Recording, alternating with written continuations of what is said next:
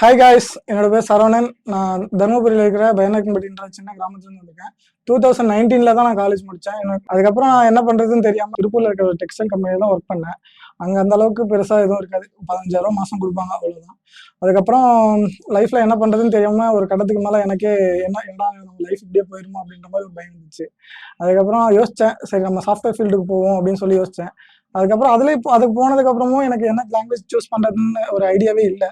யோசிச்சேன், நிறைய பேர்கிட்ட சஜஷன் கேட்டேன். அவங்கலாம் என்ன சொன்னாங்க, ஒரு சிலர் பைத்தான் ஈஸியா இருக்கும், ஜாவா கஷ்டமா இருக்கும் அப்படின்னு நிறைய சொன்னாங்க. நான் முடிவா ஒருத்தர் சொன்னாரு, ஜாவா தான் முதல் லாங்குவேஜ், நீ அதுதான் எடுத்து படிக்கணும் அப்படின்ட்டு.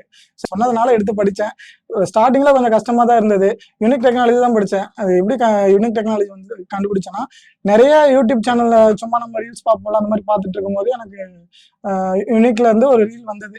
சரி, இன்னும் நல்லா இருக்கே, இதை போய் பார்க்கலாமே அப்படின்னு சொல்லிட்டு அந்த யூனிக் சேனலை ஓப்பன் பண்ணி பார்த்தேன். நிறைய வீடியோஸ்லாம் இருந்தது. அதில் அவங்க போட்ட ரிவ்யூலாம் பார்த்தேன். சரி, ஓகே, நம்ம அங்கே போய் ட்ரை பண்ணுவோம்னு சொல்லி வந்தேன்.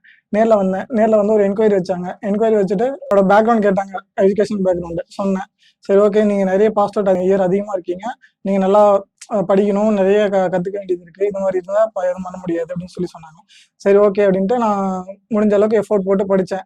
படித்து முடிச்சுட்டு அவங்களே எனக்கு பிளேஸ்மெண்ட் அரேஞ்ச் பண்ணி கொடுத்தாங்க. இப்போ ஒரு ஸ்டார்ட் அப் கம்பெனியில் நல்ல பேக்கேஜில் தான் பிளேஸ் ஆகிருக்கேன். இந்த வாய்ப்பை ஏற்படுத்தி கொடுத்த யூனிக்கு நன்றிகள்.